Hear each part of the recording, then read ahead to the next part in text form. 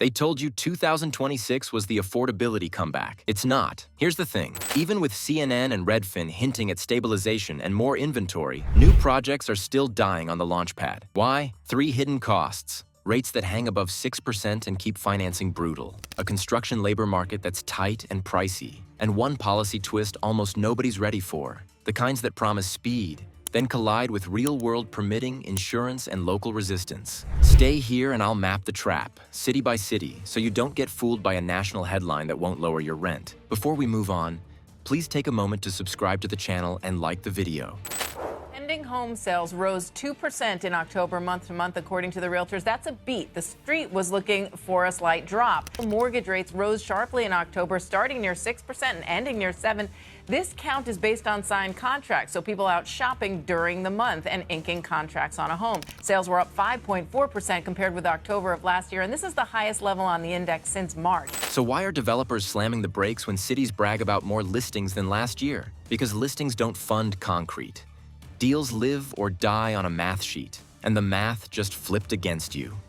Let's break it down. A basic affordable mid-rise has 4 buckets: land, hard costs, soft costs, and the loan stack. Land is the dirt and entitlements. Hard costs are your structure, systems, finishes. Soft is architects, permits, lawyers, financing fees. The stack used to pencil when senior debt priced near 4%, and tax credit equity or gap funding took the rest. At 6% plus, the whole thing buckles, even if none of the bricks moved. Here's where it goes red. Your debt service coverage ratio has to clear the bar, usually north of 1.20, so net income comfortably tops annual mortgage payments. Cap rates have not widened enough to counter the jump in borrowing costs, so the same income supports far less debt. Rents can't sprint to save you without breaking the affordability promise. Take a $30 million 200-unit mid-rise. At 4%, the DSCR clears 1.25. Push the note to 6.75%. DSCR slides to 1.05. That's a whisper above break-even. Lenders won't touch it without more reserves, more guarantees, or a smaller loan. Equity hears more risk and demands a fatter preferred return. The hole grows, not shrinks. Economists expect rates to stick unless the labor market cracks. Lenders act like it. Underwriting tightens. They ask for higher reserves, lower loan-to-cost, tougher stress tests. You don't just need rent, you need cushion, and the cushion is gone. It's like swapping your 3% car loan for a credit card APR. The car didn't change. The payment did. The monthly kills you. Sales rose in all regions of the country, even the South, where we saw back-to-back hurricanes. Sales of newly built homes, which are also based on signed contracts. This bump in existing homes recently is likely because there's just much more supply on the market. Active listings up 29%. The realtors say those openings were up 7% year over year in October, which suggests much more demand moving ahead. Rent growth won't bail this out. 2025 cooled. 2026 is tracking 2% to 3%. Not bad for tenants, but it doesn't touch the jump in debt service. Income inches up, the mortgage leaps. That gap is the grave. Even if you squeak past the lender, you've got another wall. Crews and materials are not back to 2018 prices. Or speed. Every week on site is interest carry, and carry at 6% burns. Payoff. Why do 6% mortgage rates create a death spiral? Every 100 basis points adds millions to annual debt service, breaks DSCR, and shifts deals from financeable to fantasy. But here's the catch. The money isn't the only choke point. Now you have to find people to swing the hammers at a price that won't nuke your budget. If start slow, why aren't crews cheaper? Because the trades didn't come back to the table. They left for better pay, steadier hours, and jobs with fewer 2 a.m. concrete pours.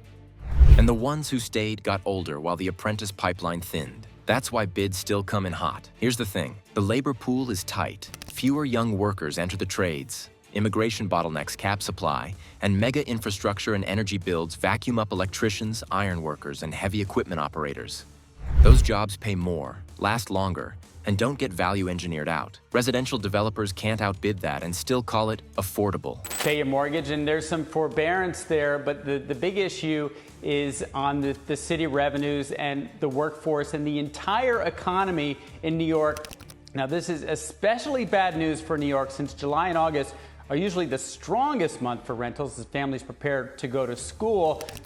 And since property taxes in New York are the largest source of revenue, these rental declines could start to affect services. Developers lock a budget in 2024. By the time the shovel hits in 2026, the subs show up with escalation clauses stapled to their bids. Insurance premiums drift up, schedules stretch, every extra week is interest carry, site security, supervision, and rent on the crane you can't return. Delays aren't neutral. They tax you. A real kick in the teeth? Rebids. A wood frame mid-rise that priced at $225 a foot gets rebid at $310 a foot when the hold expires. Unions push wages to recruit and retain.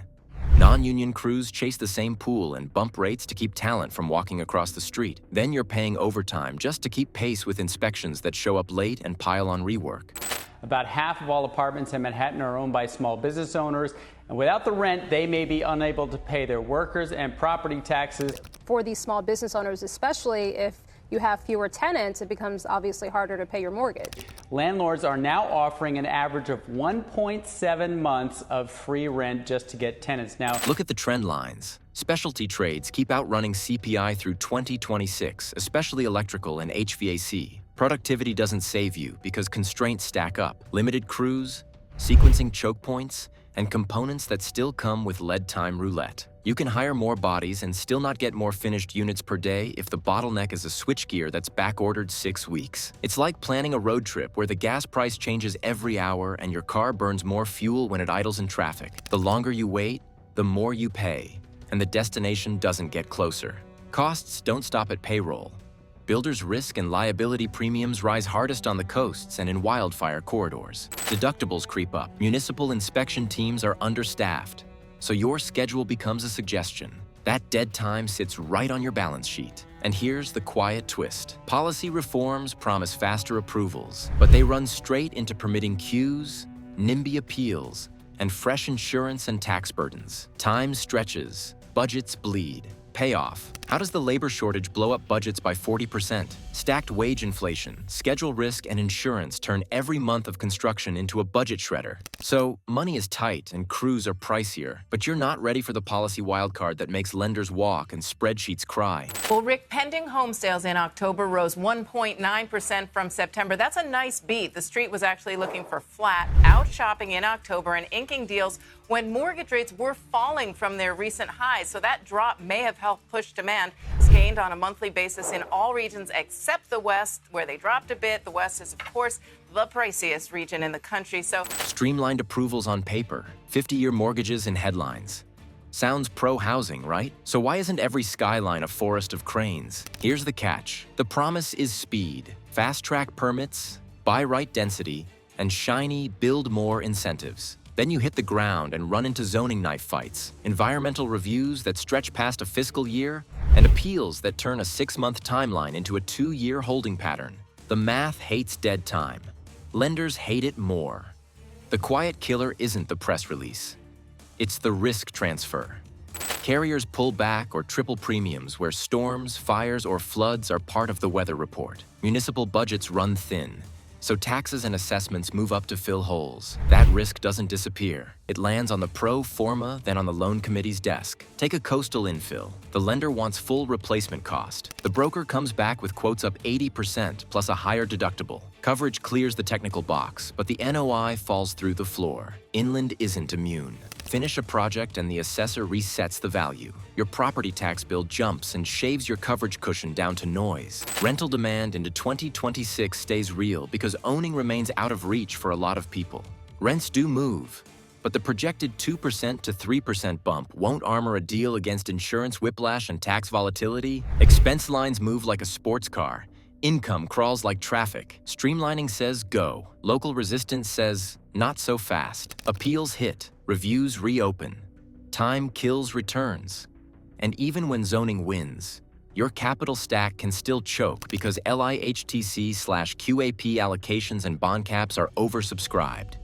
You wait for awards while interest carry ticks and subs reprice. It's like being told the highway is open, but every on-ramp has a different toll, and a few of them randomly close after you've paid. You still owe the toll. You still missed the exit.